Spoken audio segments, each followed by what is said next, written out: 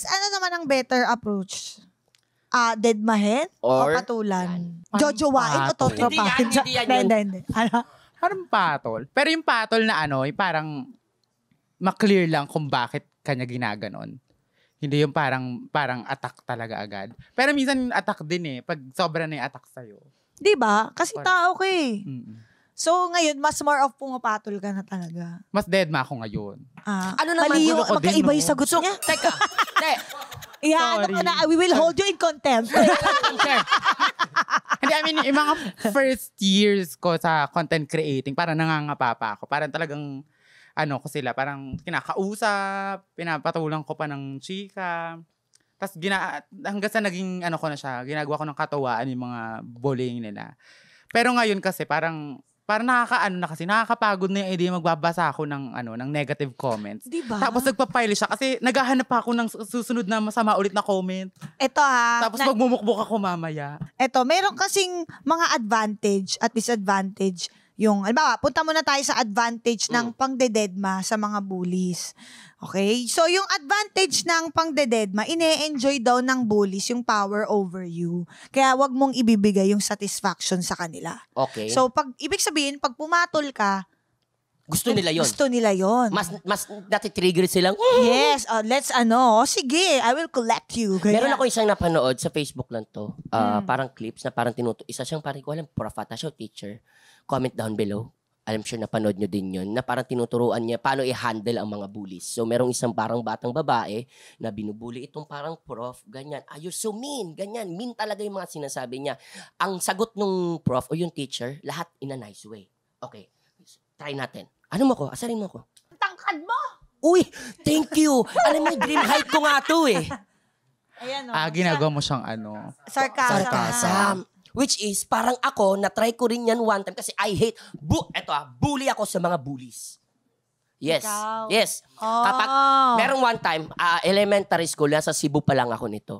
Meron akong isang kaklase. Ako kasi yung pinakamabagal magsulat, pero pinakamabilis magbasa. Bagal ako magsulat eh. Meron ako isang kaklase, pinunit niya yung papel ko. Oh, shucks. Alam mo, parang, di ko alam kung ganito rin ibang pakiramdam. Alam mo, parang, bigla kang tumulala. Umitim Umitim yung paligid mo, mag-blackout ka. Tumayo ako, pinagsasapak-sapak ko yung mukha niya. Tak, tangkad kasi nun eh. Ganun, pak. Tapos gigil ako sa kanya dahil pinunit niya yung yung papel ko. Ayun, after nun, nag-sorry siya. Hindi niya na ginawa yun. Hindi na siya naging bully ulit. Natuto siya. Minsan kailangan mo ngang patikiman. Para merong salitang ganito taste your own medicine. Wow, medicine. Paracetamol. Sa kapatid ko, tinuro ko din yan. As siya, matangkad, 6-footer, tapos yun ang bubuli, mas maliliit, pero higher level. So, mas may confidence siguro yung mga bully. Sabi ko, Jiro, itulak mo lang. Kunti lang, basta wag babago ka. Yung ganyan lang. Ganyan lang. Sakpan mo lang. Ganyan lang. Ayaw niya daw. Kasi gentle giant. Pag di mo ginawa yun, pupunta ako sa school mo, magmamaskara ako, uupakan ko yung bully na yan. Sinasabi ko sa'yo, gusto mo ba pumunta ako doon, upakan ko yan? Artista na ako dito.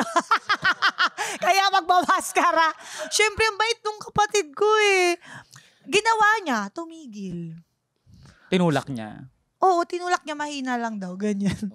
Ouch! Oo. Tinuro ko rin sa mga anak ko yun. Tinuro ko din. Pag pinisikal ka, ganunin mo lang din. Physical din. Diba? Ewan. So, eto meron pa. Pwede ka daw umiwas at maghanap ng ibang environment. Ito naman mga advantage pag pinapatulan mo yung mga bullies. So, yan. Yung isa, yung magugulat yung bullies, kaya mo palang lumaban. Kagaya ng example natin kanina. Opo. Tapos, ang pagpatol, pwede ding idaan sa humor. Kagaya nung sinasabi mo na sarcasm. Physical defense, necessary daw yan kung ang safety mo nakasalalay. Of course, if you want to start something, you have to finish it. Yes. If they start something to you, you finish it. Diba? Tama. Something like that. Pero, mahina lang. Huwag mo mamatay. Yan. Yung sinasabi dito in moderation. Yan. Bully in moderation. Hindi, fight back in moderation. Fight back in moderation. Oo.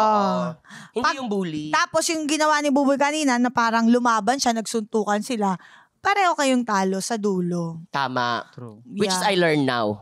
Yes. Ayan, napag-usapan natin yung reaction ng mga bullies. 'Di ba? Kapag lumalaban ka or dinededma mo sila. Ano naman yung nararamdaman mo kapag dinededma mo or either dinededma mo or pinapatulan mo? Ano yung effect talaga sa'yo? Like, especially now. Feeling ko talaga sobrang selfish na nito, pero sinisave ko na lang yung mental health ko talaga. That time, nung nagpapatol pa ako, kasi parang rage baiting na siya sa akin. Parang ginagalit ako na ginagalit. So, etong pag-deadma, nag-work talaga siya sa akin. Yung pag-deadma, yung pagiging parang mas unbothered. prefer mo yan? Mas prefer ko siya. Kasi parang wala akong isipin. Alam mo, ang strong niya. Totoo. Dapat hindi siya yung guest ngayon eh. Dapat siya. Welcome! Hindi kasi, alam mo kung bakit ganon? Kasi ramdam na ramdam ko at nakikita ko sa aura mo na talagang you love yourself. Oo, ang gaan niya. In-embrace mo talaga yung sarili mo, di ba? Ano ba yung naging turning point mo para maging ganyan? Nawiwilbahan siya sa'yo. Actually, hindi ko alam. Parang hindi naman kasi siya biglaan na thing. Oo. Yung parang So, minahal ko na lang siya bigla. Yung Okay. sarili ko, ganun. So, ano naging proseso nun? Para mangyari yun. Pili ko nakahelp din yung parang love from your audience. Mas maraming sa support, viewers. Oo. Actually, mas marami talagang support na natutuwa sila sa'yo, ganun. Nakahelp din yun. Pero Thanks. ito ang alam kong umalagwa ka talaga. Kasi dahil sa kinita mo din sa content creation, mga naipon natin, natulungan kang mag-transition. True. Tama ba? So, ito naman yung pinagdadaanan mo ngayon, di ba? Nag-decide ka to transition. Yes. Can you tell us more about it? How did you decide to transition? Growing up, alam ko naman talaga hindi ako straight. Alam mo yon, parang bata ka pa lang. Pili ko hindi siya influence ng ng Outside kalaro world. mo, ng kaibigan mo. Pili ko nasa iyo na siya. Inborn na rin Oo, kasi siya. parang nung bata kasi ako, mga kaibigan ko, mas marami lalaki. So parang, pero alam ko hindi na ako straight noon. Like, hindi ako nagkakagusto sa babae, ganun.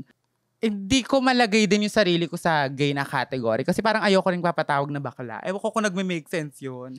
Dahil ayun nga lang yung available nun na term, yung bading. Parang tinanggap ko na bading ako. Pero deep inside, may parang mali may itch. Oo, parang may hindi pa may matunton eh. Hindi mo ma-pinpoint kung ano yung mali. Oo, tapos nung nag-college ako, doon ako nagkaroon ng access sa LGBTQIA+, sa meaning, sa definition.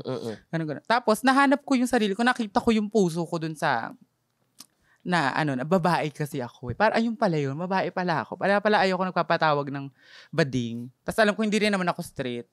Kasi babae pala ang ang puso so may mo. ganun Oo, talaga. may ganun. Parang nakita ko yung kung saan ako belong. Oo. Kung saan ako parang basta yun, parang nakita ko na ito pala yung category ko doon. I felt more free. Okay. Parang gano'n. Parang, ito talaga ako. Ito ako, hindi ako otoko. Correct. Pero paano nag-start yung transition? Yung transition, Anong step one? Matagal siyang decision making. Kasi parang college pa lang ako, parang first year.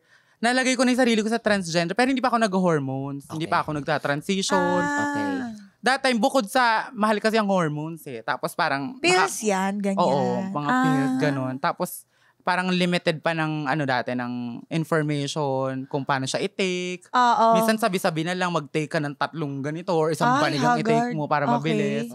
So, that time, natatakot pa ako. Kasi parang, Of course. health yun eh. Of Health course. siya.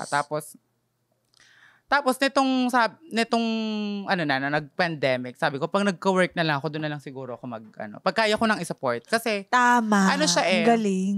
yung transitioning nga, pero transgender na ako. I mean, ayun na yung identity ko. Pero yung pag-transition ko, bilang yun yung, anong tawag din expression. Yung sa expression, yung pag-abot ko niyan, nagawa ko na lang siya nung nagka-work ako. Kasi parang, maintenance siya eh. Sa maintenance siya, parang, di mo siya pwedeng itigil. Oo. Parang ganon. Oo. So, kanina pinag-usapan natin yung mga sinasabi sa'yo ng mga tao na nakakasakit, di ba? Ngayon, sa time ngayon, ano naman yung mga magagandang compliments na favorite mong naririnig or nakukuha sa mga tao? Ay, may bago kong nakikita sa mga comments Ano yan? recently. Parang parang mainiwan mo na kami sa kanal.